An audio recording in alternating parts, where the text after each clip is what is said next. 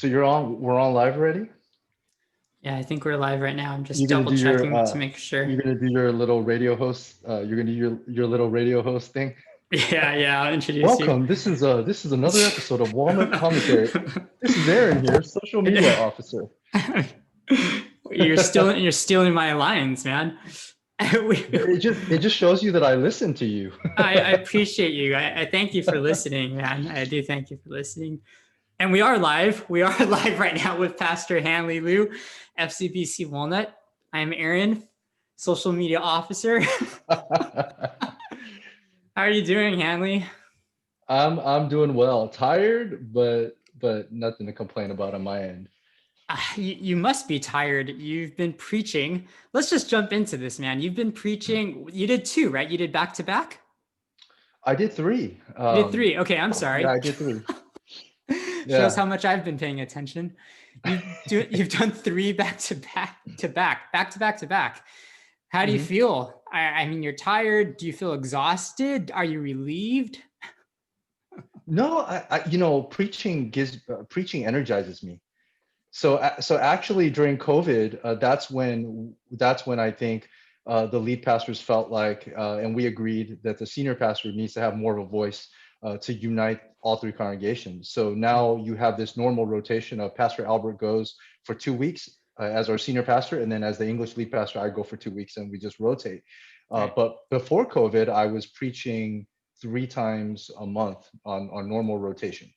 And that's what I'm comfortable with. I enjoy preaching. I also like to share the pulpit with other people, but I realize there's certain areas that I can't bless the church as much in those areas, and there's pastors who are more gifted in those areas, so they serve there, and they want me to get into the pulpit.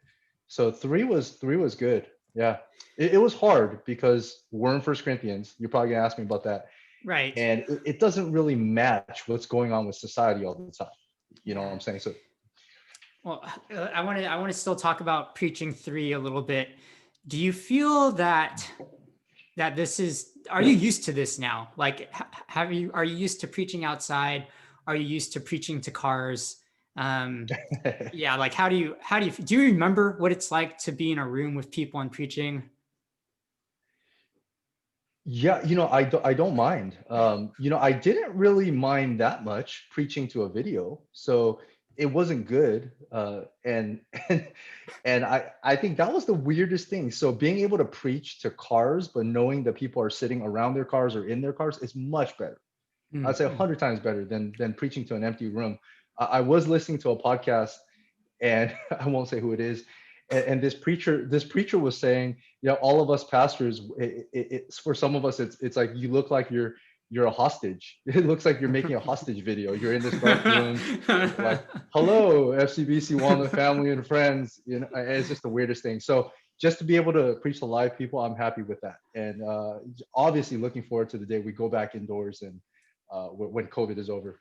Yeah, and I do want to paint a better picture for our listeners. They're not always in their cars. We actually have a good amount of people, I think, sitting outside of their cars, a lot to the side, some in front of you, some to the other side. So I feel like you have a good way to keep eye contact with our people. Yeah. Are you looking at them?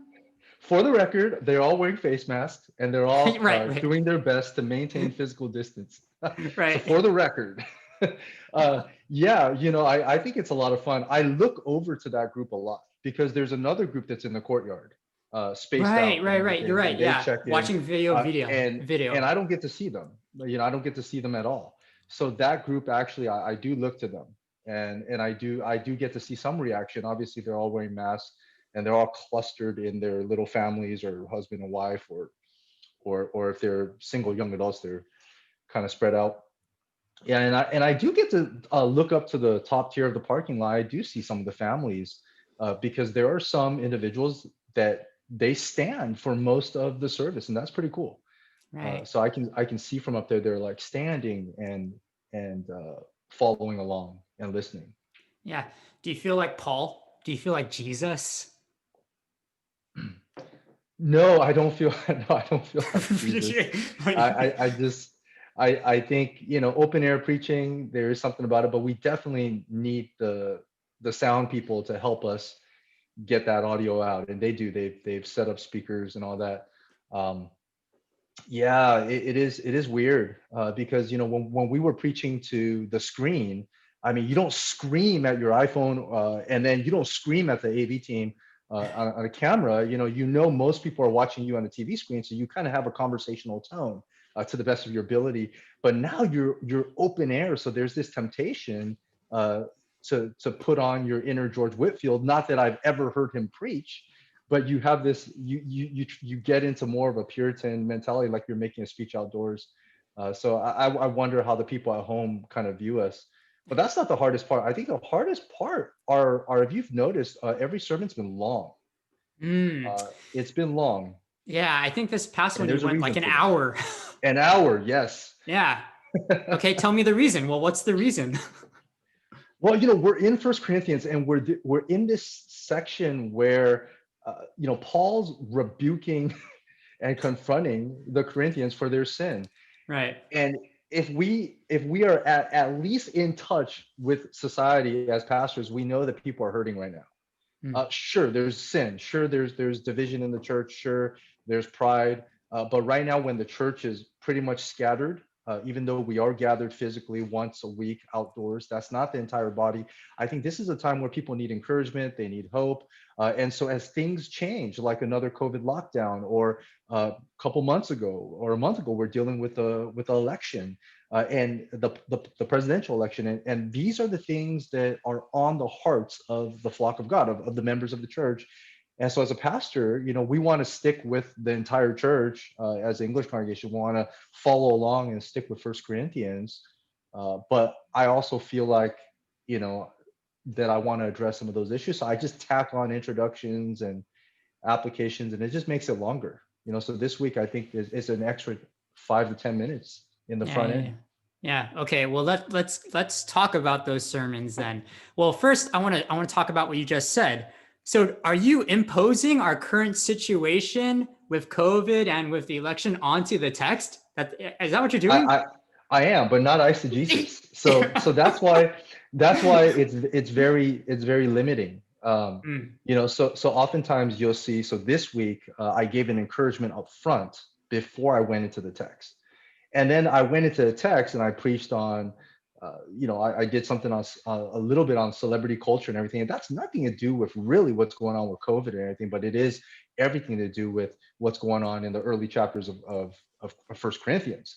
So you'll see that when it came to the presidential election, I preached the passage. There was an emphasis on unity. And then that's why, I was able to do this whole, I think I did 15 to 20 minutes after the exposition of just here's how we think through and here's how we unify around the gospel and the main issues that are biblical, So it is a little bit of that, but no, there's no eisegesis. There's no forcing things into the text. And that's also why, sadly, there hasn't been an Advent or a Christmas emphasis. It's not that I can't break away, but it goes against, I think, my ecclesiology to break away from the other two congregations too much. Well, okay, let's go into these sermons. And I don't know if you remember this. When we first started Walnut Commentary, I did want to make this sort of geared towards you personally, you as a preacher. I feel like, okay, if we're going to talk about anything, let's talk about your sermons. Let's talk about how your life is as a pastor.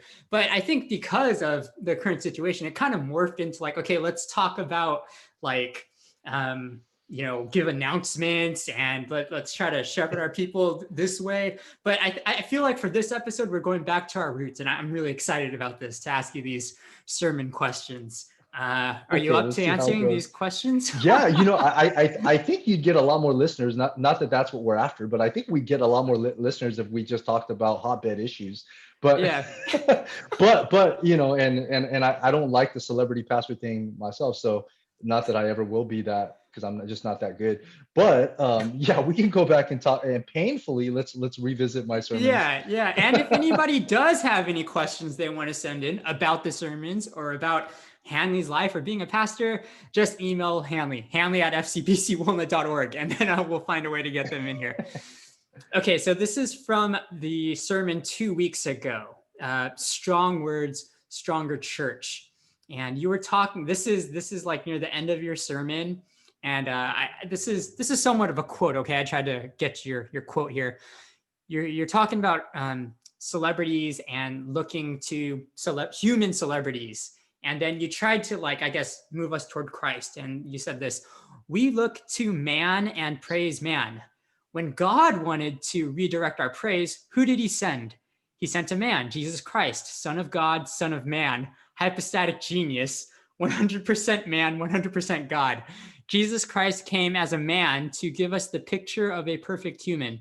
So now you can look to a man who died and resurrected, who is the Son of God, and that perfect man, the new Adam, truer and better Adam, points you back to the Creator. Do you recall what I'm saying, Hanley? Yeah, I remember that. Okay. And so this is my question. It's a little bit nerdy. I want you to elaborate on this. Also explain the hypostatic union for some of our listeners. Oh man. And this is where I have a question here.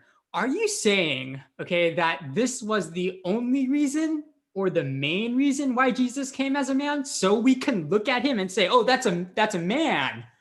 And I can look at him. Because I want to ask you, like, where does the atonement come to that? Because my thinking of God became a man, like, doesn't the atonement come first? What are you trying to say here? So can you tackle those questions? Aaron, always election comes first. Election always comes first. That's why that's why God had to send Jesus as a man to save his people. No, I'm just kidding. You're not wrong, though. You're not wrong. But Ordo Salutis, right? But Yeah. I think no, that's one of the aspects. Jesus coming as a perfect man, being the new Adam, uh, and basically fulfilling what Adam should have been, is part of him having to come as a perfect and sinless man. And so the atonement is critical, and that's related to the perfect man aspect. Is that Jesus had to be 100% man to make atonement for the sins of man, but yet in order for him to make atonement, he had to be sinless.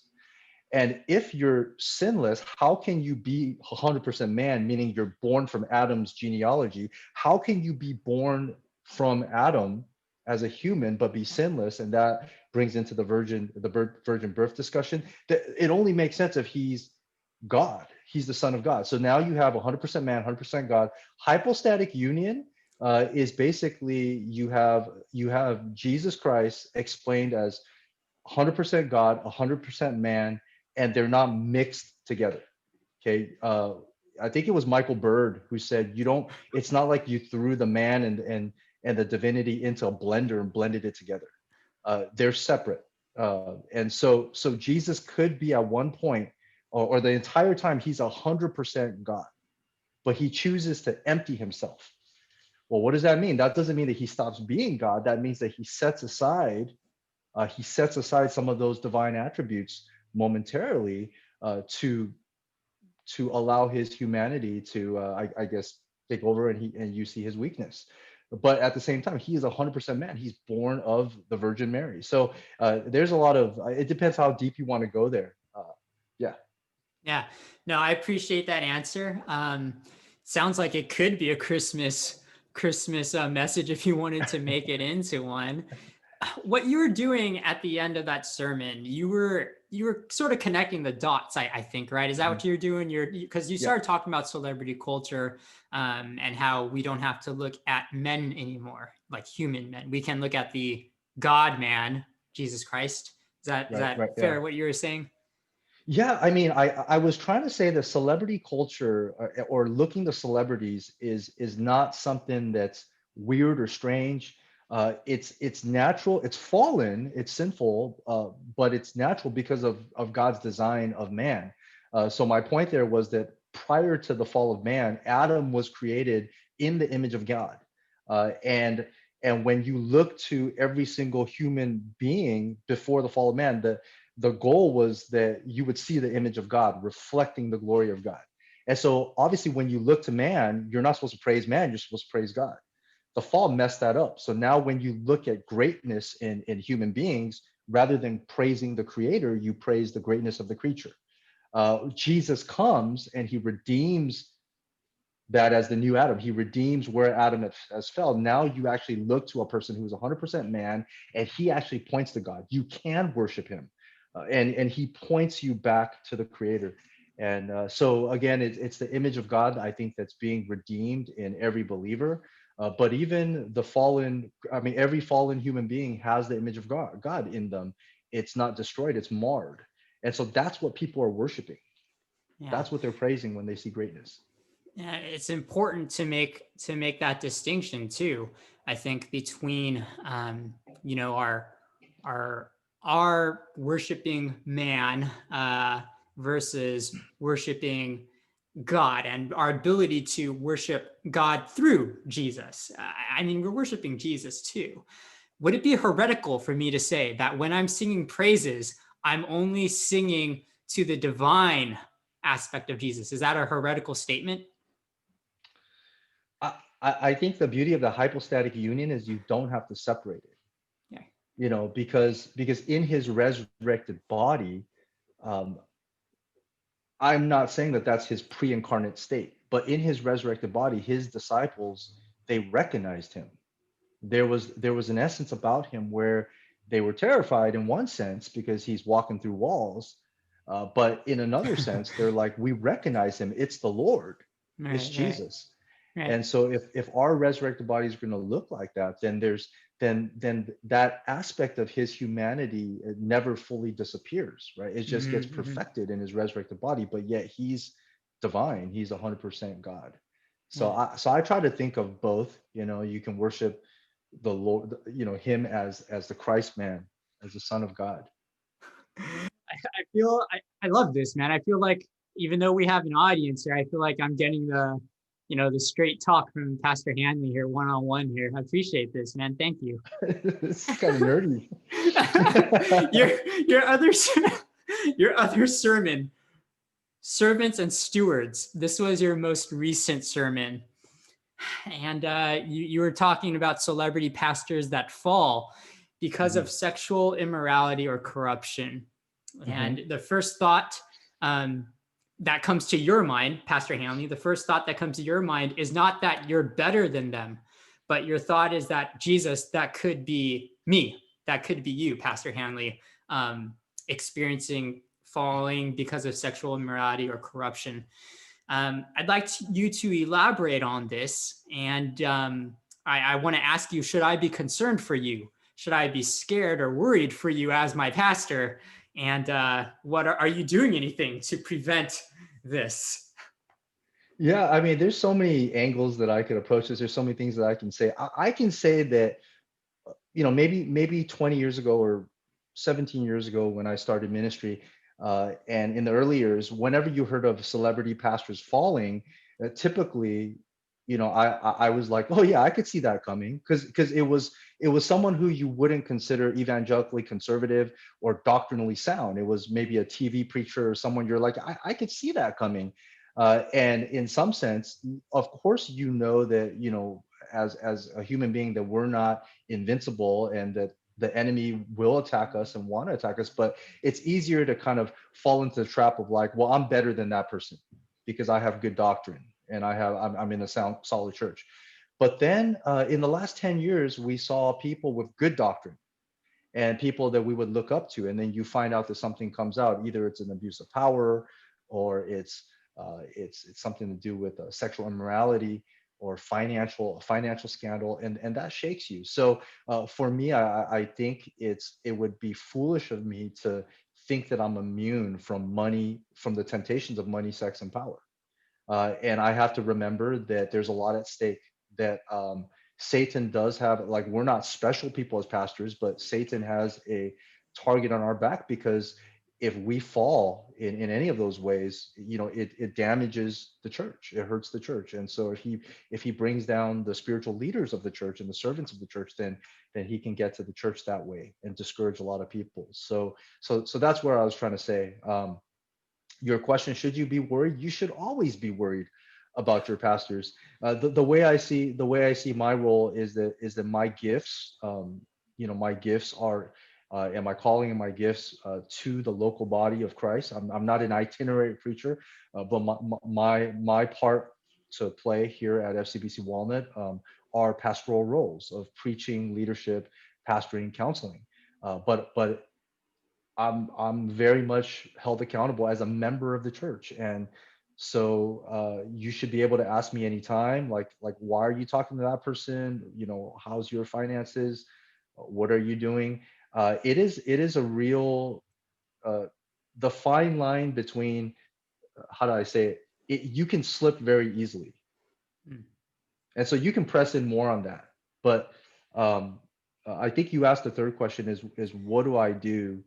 And there's a lot of things I do to try to guard against it. One, when it comes to females, you'll notice that I try my best. Well, we have policies. I don't do any counseling one-to-one with females. Yes, I'll do a membership interview or something like that, but I'll let them know I need to keep my door open, and it's always on the church campus where it's not going to be like, oh, meet me at church at 8 p.m. at night, when the office is closed.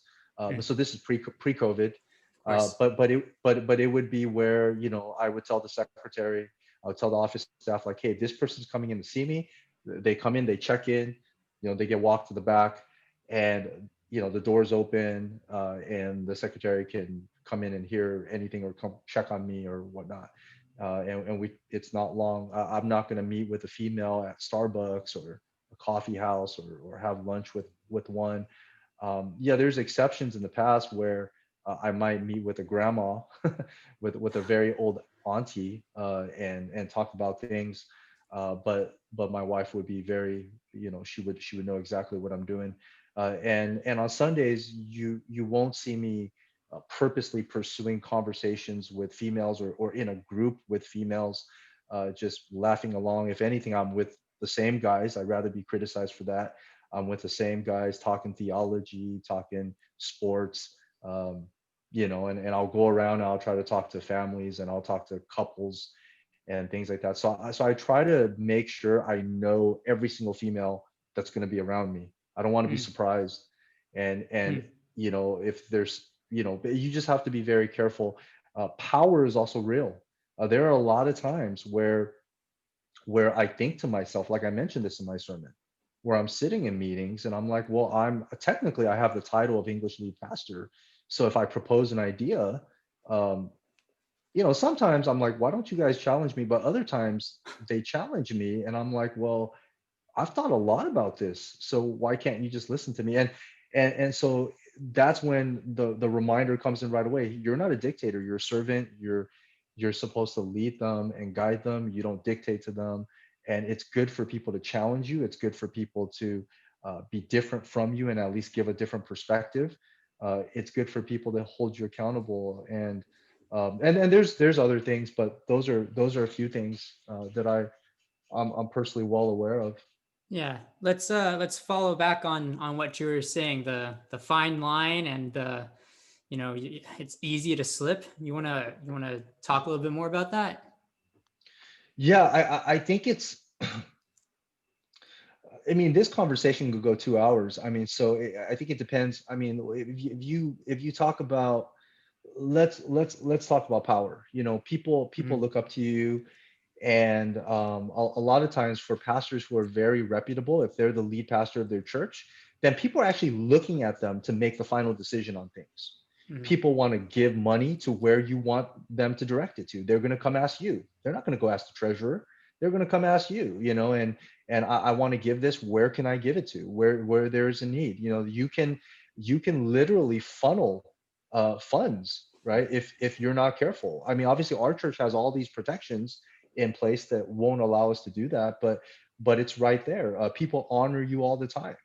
People praise you all the time. So sometimes you get some criticism, and so I do think it can get to your head where you start to think, okay, I don't have to follow these rules. I can get around. Or you're at a church long enough, you're like, I know how I can get my way. I Mm. know how to play the game. I know who to talk to, who to press on, and how to get my way. And so knowing all that as a reality, it's best that I keep myself limited in power, limited in what I do, and make sure that I'm always putting myself under authority, um, always subjecting myself to the systems and the protocols. So I'm a big guy on always following the reimbursement protocols, the bylaw protocols. So sometimes you'll see me emphasize that. I Mm, there's times where I caught myself, like, someone else is doing a ministry, like maybe they're teaching a class, like you're teaching a class, mm. you and John, and because you're my friends, I just interrupt you. Like I just walk in there on a Sunday morning, and you guys don't mind, but I'm like, hey guys, and I say hi to your whole class. Look, if I was new at the church, if I was from outside, Yeah. I probably wouldn't do that, but Yeah. so I start thinking myself, why would I do that? Because I won't get in trouble, because people might like it. So Mm, I have to remember, like, I can't walk into the office and just do whatever I want and open whatever drawers I want, uh, and pull out what and use any equipment that I want. I have mm, the keys to the whole church. Um, so I have to be careful. Yes, there are some benefits that, as an employee, as a servant, as a leader, you can take advantage of, but I want to be very, very careful. So power can be abused, privilege can be abused, and I'm well aware of that. And the same thing for sexual immorality. mm. No, I appreciate you admitting, I guess, the fact that I just admitting it, the fact that that it's there, that you could do these things. I mean, obviously you face like those checks and balances, right? But yeah, you could potentially scheme your way around them, or you can find a way to manipulate the system. I mean, this is horrible that I'm saying this, right? But yeah, I mean, I think it's just trying to be real and upfront as possible, right? Is it hard for Yeah. you to admit this in front of the congregation? No, it's not. I mean, I've always been pretty transparent. I've I understand the privilege I've been given, the honor I've been given. I understand the what I've been entrusted with, and God has opened a lot of doors for me, in particular at FCBC Walnut, and people have been very kind to me. And when I first came back to FCBC Walnut, I think a lot of people questioned my character, or whether I could do it, because I had such a rough childhood, a rough past, that people couldn't believe that God was calling me into ministry. So there was a season where Mm, I had to earn a lot of the trust, and I made mistakes along the way, but people have stuck with me, and I don't take that for granted. So I think that's why I have to be very careful. In some ways, I can be very comfortable being at the church for a long time, but on another front, I shouldn't grow so comfortable that it becomes entitlement. mm, Yeah, so those are some things. So yeah, if people give me criticism, I try my best to really examine myself, and ask for forgiveness, or apologize if need be. And I try to not surround myself with yes men. mm, Um, Although sometimes when you're at a church long enough, and you do a lot of disciple making for the Lord, then a lot of the people who end up sticking around and being part of leadership, you've kind of influenced them. I mm, think God has always been gracious to me in that I've always had to lead people who are older than me, so you don't look at them as yes men or yes mm, women. mm. Right, right, And right. I dealt with the opposite fears of having to please them because they're older and wiser and having more life experience. I was the guy who was apologizing all the time for being too young or not having enough experience. So I think, but God kind of used that to keep me humble. There's a lot of days where I think, wow, uh, I'll have a lot of friends who are senior pastor already. I'm almost hitting a certain age, and um, at what point can I lead an entire organization? And then God reminds me right away, to say, well, he'll open the door when the time comes, if that's what he wants. But look, there's a lot of things you don't know, and there's a lot of things you can't handle. And so I've always been grateful for the two senior pastors that I've worked under, and their graciousness, me learning from them, and them giving me a lot of opportunities. So yeah, the temptation is always there to compare, to think that you know better, to think that I can lead the church better, that I have a better vision for the English, that things like that. that I should be preaching every single week, right? There's always that temptation, and it always comes into check.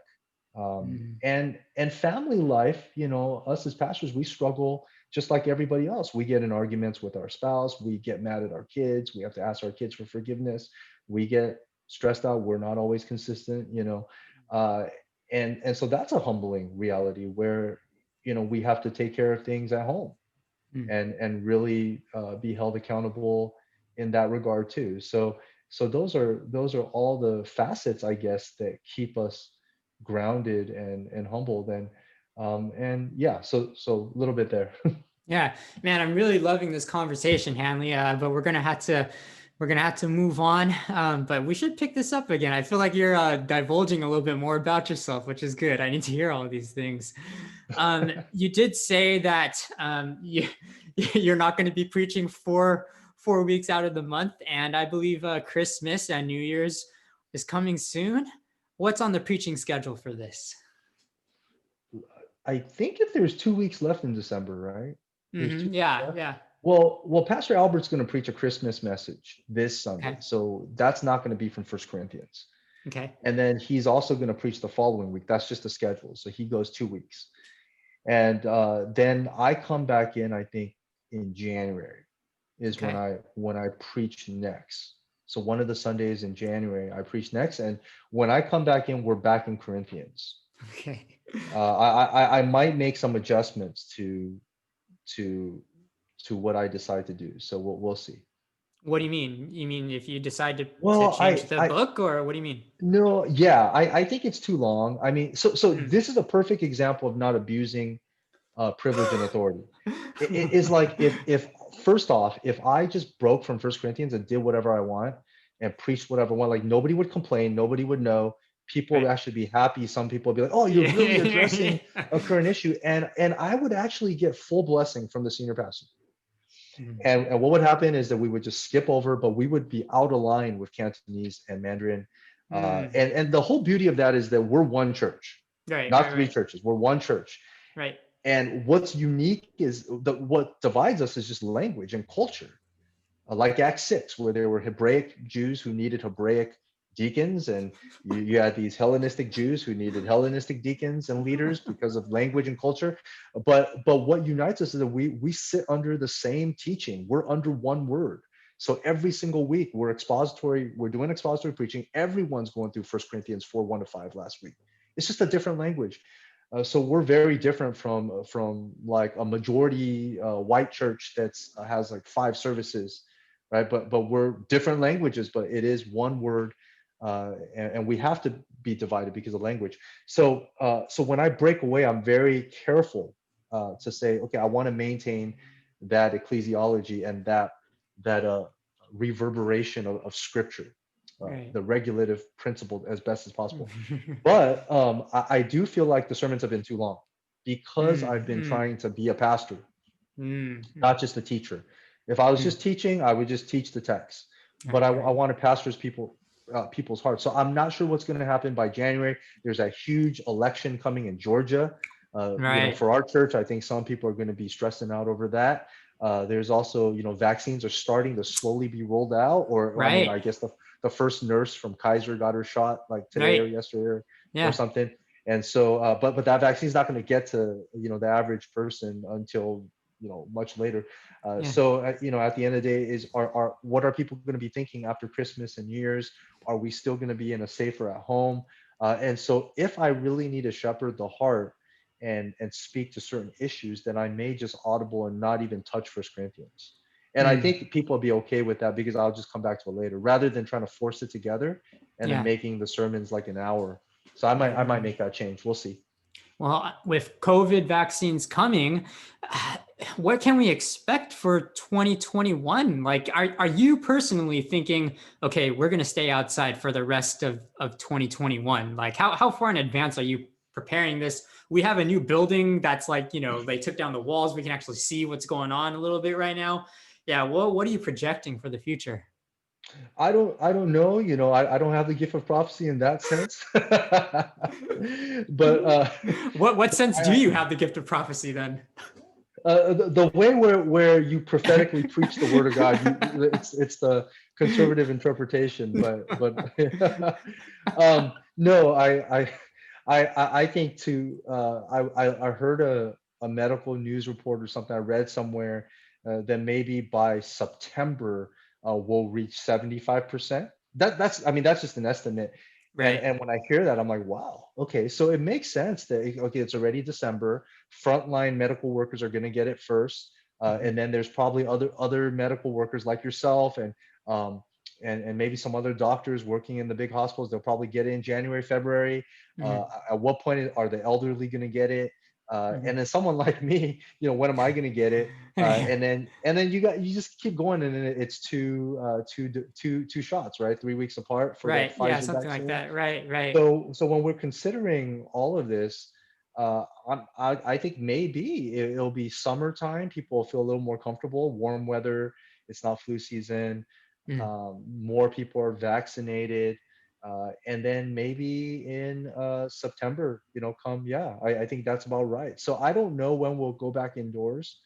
I know right now, if we said in April or May, we're going to have a huge indoor gathering. I even if the government allowed us to do that freely, I don't know how comfortable our people would be. Right, our people Right. tend to be Right. pretty conservative, and for us, we always want to be supportive of our medical staff too. So if our medical staff tells us something and tells us like, hey, here's the situation in the hospitals. This is not political. This is real. This is what we're going through. So when we have nurses who work in the ICU tell us stuff, we tend to listen.